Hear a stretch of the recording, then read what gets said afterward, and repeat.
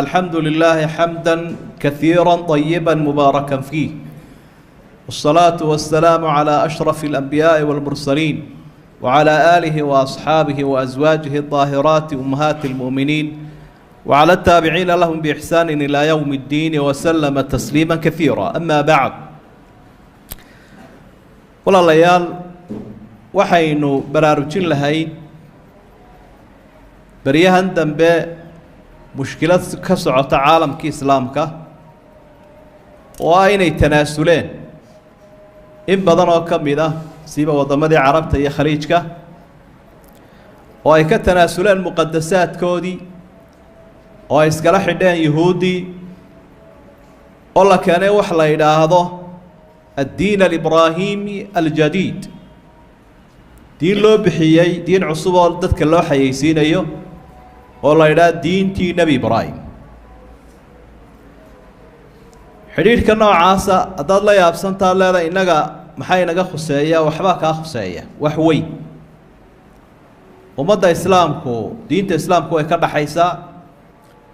مقدسات كنا وكرر حيا ilaalintooda la ilaaliyo waajib bay naga wada saaran.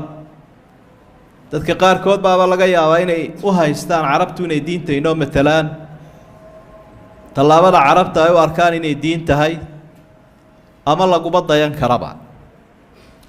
waxaan maqlay xildhibaanadeena qaar kamid ah oo leh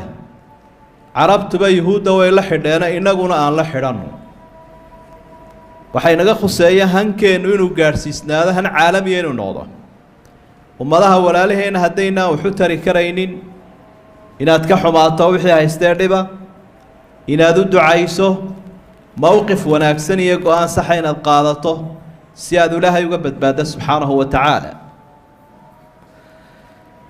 arrintaa markaynu ka hadlayno dhowr arrimood baynu xusi doonaa. ta u horreysaa waxa weeye diintan gaaladu hadda ay xayeysinayeen yuhuud iyo reer galbeedku إلا يدو حلا جمر ميا ديمه كله وقتي صوب بالعبنت محاسن لوجت شيء محل لو أديك سدا خطر سمحي لا سدا حلا قضب أيين وسكوع يقلين دونا يدا ينوجنا هاي الدنيا دي مانت إن مسألة كلية لجوا ضفرني أصبحت غرفة واحدة أي نقطتين مخسين كلية هلا يسوى أركي ولا يسوى جاري. دينتن لله ودينت النبي إبراهيم أول حيسينيا أو حلا لقوم بدينا يا سدح دي ديمود يهودية دا كريستن كي إسلامك وحيصاب العبنتي بحيل بديكم كدم بي فكرة دا دا صرت كتشرتا وحي توقضب كلا بعده إلا اللومية تضييع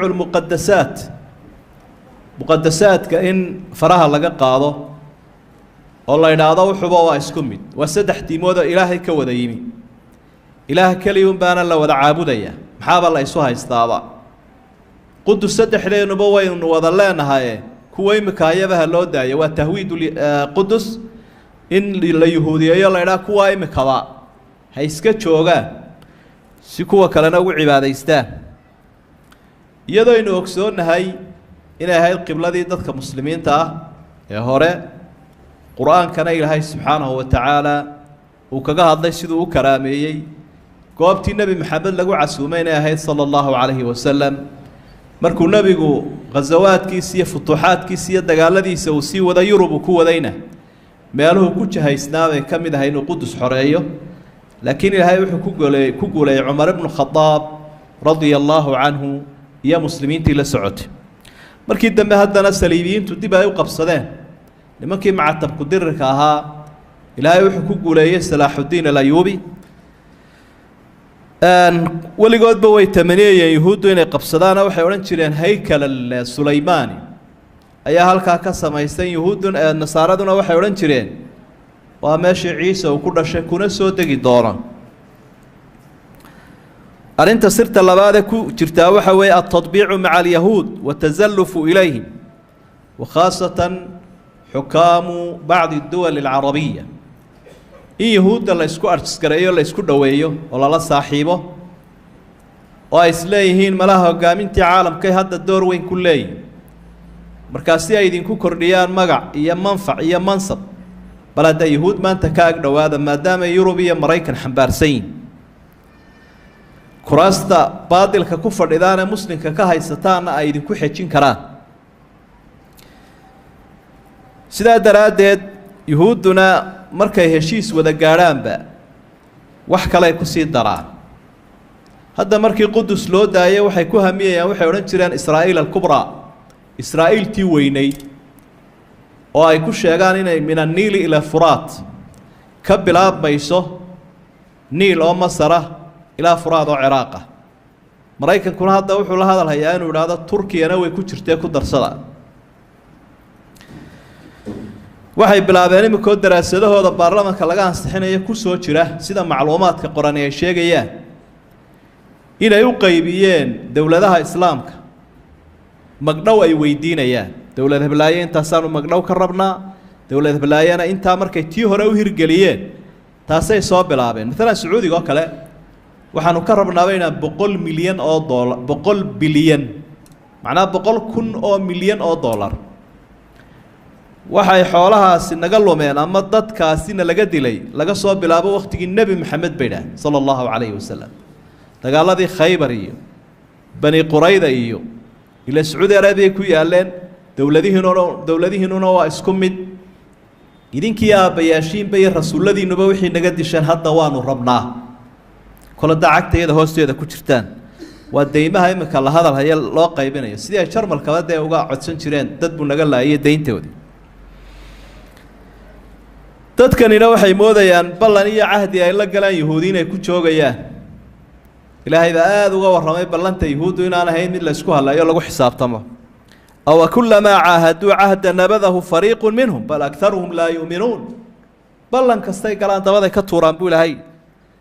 maqaaladoodu waxay laysa calaynaa fi lummiyiina sabiil ummadaha annaga naga soo hadhay waxooda haddaanu qaadanno waddana lagu ciqaabo na lagu cadaabaaba ma jirto waa noo xalaal qur-aankaabay noo sheegayba arrinta afraada ku jirtaa waxa weeye diin alibraahimiyo la wadwado iyo isku dhoweynta yuhuudda tabdiilu diin alxaniif alislaami asaxiixi wa tamyiicu diinteenna islaamka ay dadku ku dhegayn in laga durkiyo iyo xejisashadeedii oo dad badan oo caamaabaa la helayaa carooga xukuumadaha xoogga badan ay afuufayaan dad baa dhegaysta dabeetana ummaddu diintooda say ugu noolaayeen iyo siday u difaacayeen iyo siday ugu adkaayeen dad baabama laga yaabaaba inay yidhaahdaan dee halkanaabay ka soo dhowaatee maynu waxaa la sheegayaba rumaysanno ilaahayna subxaanahu wa tacaala aada buu uga digay rasuulkuna aada buu uga digay arrimahaasoo kale alla wuxuu uhi alyowma akmaltu lakum diinakum waatmamtu calaykum nicmatii waradiitu lakum alislaama diina sanadkii ugu dambeeyey nebigu xajay markuu ummadda sagootiye aayaddaasa ilaahay uu ku soo dejiyey ilaahay uu leeyay diintiinni baan idin dhammaystiray waa nicmadii islaamkaasoo quraanaan raalli uga noqday dadku inay ku dhaqmaan diin kale maya nebi ibraahiimo ay ka been abuurteenna ilaahay arrinkiisa uu ka warramo wuxuu uhi maa kaana ibraahiimu yahuudiyan walaa nasraaniyan walaakin kaana xaniifan musliman wamaa kaana min almushrikiin waxba yay ku xoqanin gaaladu nebi ibraahim mushrigna mu ahayn yahuudina mu ahayn muslim buu ahaa xaniifa oo diinta islaamka dadka ku horkacaya nebi maxamed sala allahu calayhi wasalam maalin maalmaha ka mida ummadda aada buu wacdiyey mustaqbalkooda uga warramay khudbad qiiro leba u jeediyey dardaarankanaa ku jiray calaykum bisunnatii wa sunnati alkhalafaa'i araashidiin caduu calayha binawaaji waxbaa soo duulduulayo soo socdee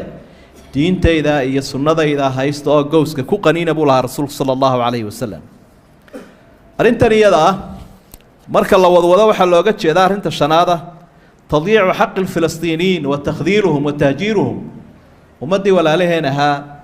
ee dalkaa deganaa ee muqadasaadka muslimiinta u ilaalinaya falastiin ee shalayta laga qabsaday meesha muddo kooban oo sannado iminka laga joogo 10 sannadood in meeshaba laga dareeriyo guryahoodiina la dumiyo takhdiilna lagu sameeyo la hoojiyo qadiyadda iyadu waa falastiin bay odhan jireen carabi maxaa naga galay bay leeyihin iminka falastiin iyaga u taallaayo way gardareen bay leeyihin qaarkoodna ilaahay baa isagoo ka warramaya muslimiinta marka qola dhib qabsato waxa uu yihi wain istansaruukum fi diini facalaykum nasr haddii walaalihiin qayb ka mida dhibaata qabsatay gurmadiiyo gargaar idin weydiistaan facalaykum nasr waxaa idinku waajiba buu ilahay yidhi nasr wixii loo dagaalamayay wuxuu ahaa dadka muslimiinta in la dulmiyo dalkoodii iyo dadkooda la qabsado oo la laayo lagu xadgudbo udina liladiina yuqaataluuna biannahum dulimuu wa ina allaha calaa nasrihim laqadiir ilaahay baa wuxu uhi subxaanahu wa tacaala waxaa loo ogolaaday dadka muslimiinta inay dagaalamaan maadaama la dulmiyey haddaa u heli weydaanna ilaahay nasrigooda waa karaa waxaa rabbi uu xusay waxyaabaha jihaadka dadka loogu waajibiyey inay ka mid tahay marka dalkaaga iyo dunyadaada iyo dadkaaga lagaa dulmiyo lagaa qaado inamaa yanhaakum allahu can aladiina qaataluukum fi ddiini waakhrajuukum min diyaarikum wadaaharuu calaa ikhraajikum an tabaruuhum watuqsiduu ilayhim an tawallowhum waman yatawallahum fa ulaa'ika hum aldaalimuun dadka muslimiinta dulmiyey ee dalkooda ka qaaday ee iyaga qaxiyey inaa xidhiidh la yeelataan iyo gacaltooyo dadka saa sameeyey waa daalimiin buu lahay subxaana wa tacaala waxaynu ogsoonahay ummadda islaamka waxay noo sii muuqdaa waddamadii sida kuweynaan u camirnaa ee islaamku ka talinayay laga faramuroojiyey sida philibiin iyo borma iyo andalus oo iminka spain ay ula baxeen afrikada dhexe iyo meelo kaleba markaad yaro tanaasusho waddankaasi wuu ku daynayaa mid kalea ku daynaya mid kalea ku daynaya sidaa horeba aynu soo sheegnay marka qudus iyo falastiin iyo looga hadha ardu shaam waxay odhanayaan waxaanu deganaan jirnay madiina beeraha iyagii way sii muuqdaan nebi maxamed baa naga eriyey sacuudiga waa ku haysanaa masaajidka rasuulka sala allahu calayhi wasalam nebigu ku aasan yahay ahdaafta iyo ujeeddooyinkay ka leeyihiin waxaa ka mid a tafriiqu lumma wa shaqu sufuufihim ummadda islaamka inay qaybiyaan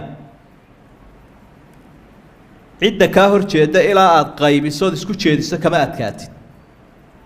waxyaabaha ummadda islaamku ay ku guulaysteen buu ka mid ahaa wada jirku way mari waayeen gaaladu yahuud iyo nasaaraba waxyaabaha ay ku guulaysteen waxaa ka mid a in la qaybiyo oo qabaa'il loo qaybiyo xuduudo iyo waddamo loo qaybiyo aad buu ilaahayna uga digaya intee aayadood baa tafaruq iyo kala tagga muslimka ka digta walaa takuunuu kaaladiina tafaraquu waاkhtalafuu min bacdi maa jaaءahum اlbayinaat wa ulaa'ika lahum cadaab cadiim kuwa iskhilaafo kale ha la mid noqonina baa ilahay ee adhaxda ka jabee diintii isku diiday cadaab weyn baa idinku dhici doona ina aladiina faraquu diinahum wa kaanuu shiyaca lasta minhum fii shay nebi maxamed aduu ka mid meehidoo kuma jirtid kuwa iskhilaafee diintoodii ku kala tegey walaa tanaasacuu fatafshaluu watadhaba riixukum allah wuxuu leeyahy subxaanahu wa tacaala ha iskhilaafin oo ha murmina diintiinana xajista dadkiinana ururiya wasbiruu ina allaha maca asaabiriin sabr oo cadowga difaaciisa ku sabra ilaahay baa subxaanahu wa tacaala idin barbar taagana markaa waxaa la yidhaahdo khilaafka iyo kala tagu waxa uu tagsiyaa buu ilaahay yidhi alriix waa awoodda ummaddu ay leedahay ay shisheeye iskaga caabiyi kartee lagaga haybadaysan karo ina haadihi ummatukum ummatan waaxidatan wa ana rabbukum facbuduun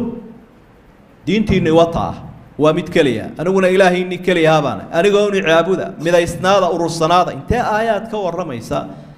ummadda islaamku inaanay mubarir iyo sabab u haysan inay kala kacaan ay kala tagaan ujeeddooyinka markaa laga leeyahy diin cusub baa la samaynaya waa in yuhuud in lagu heliyo saa aynu horeba usoo aragnay muqadasaadkii iyo goobihii qiimaha badnaana muslimka laga furfuray hoos u sii socdaan maa maxay markaa waa maxay aaladda loo isticmaalo iyo waddooyinka loo marayo arrimaha aynu soo sheegnay iyo diintaa cusub ee la xayeysiinayo diinta islaamka lagu baabiinayo waxaa loo marayaa aljamcu bayna rijaali اdiini wasiyaasa liyacmaluu macan waliyusalluu macan in la kulmiyo raggii siyaasadda hogaamin jiray iyo raggii diinta waad arkaysa siyaasiyiintii arrintan gorfaynaya iyo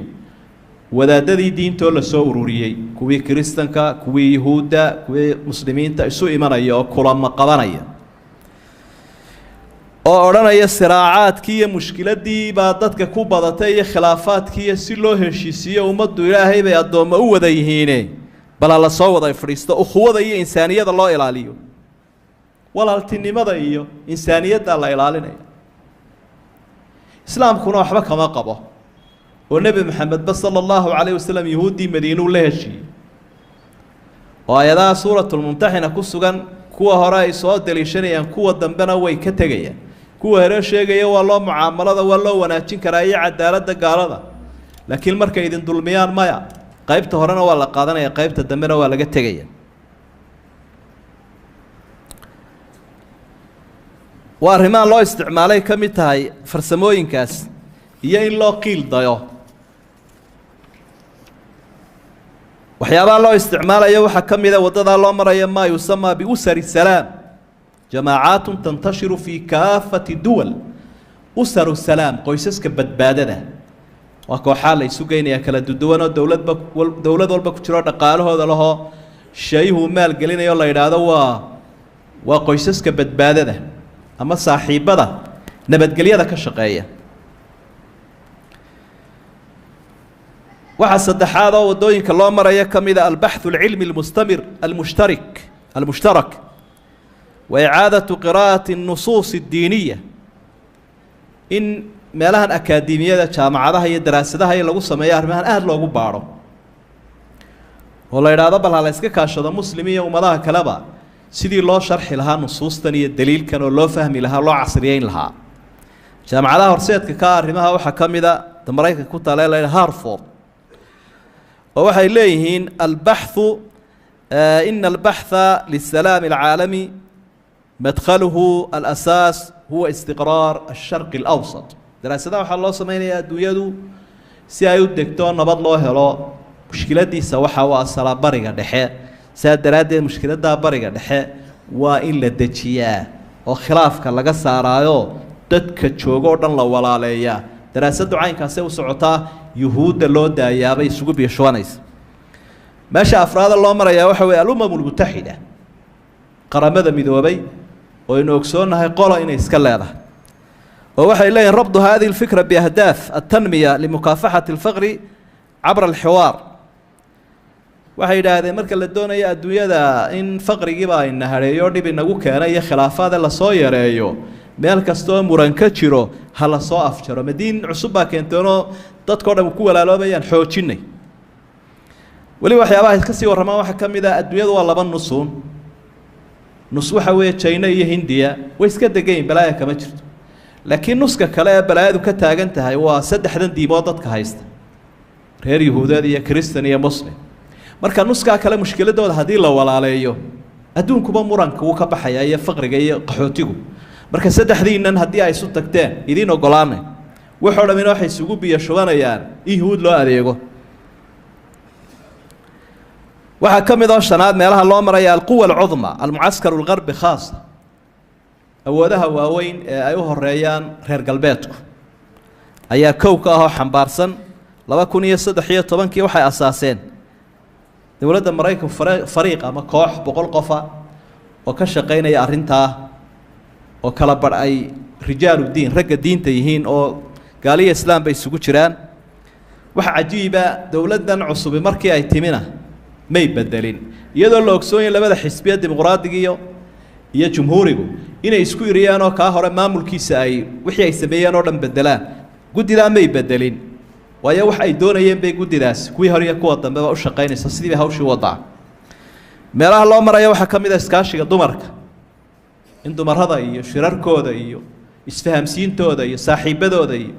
la isu geeyo la yiraahdo waa sabiil xurriyad sabiil tahriir al-mar'a meelaha ay gabadhu ku xoroobaysaba way ruuxa dumarka ay khaasatan wadamadan lagu gumeystay carabta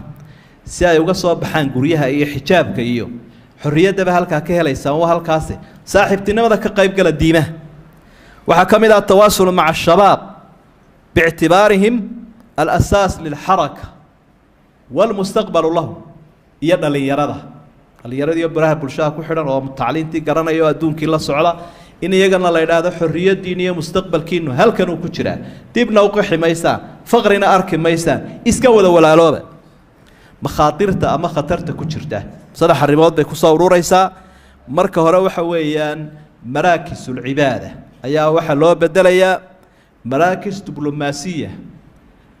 meelo siyaasadda laga hago masjidkii iyo xafiisyadii lagu mideeyo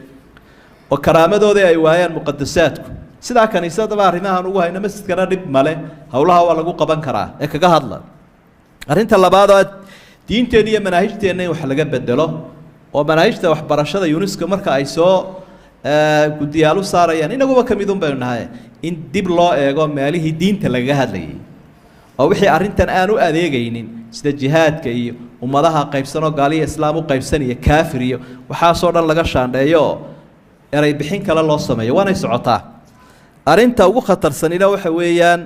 man hum asxaabu alxaqi alasli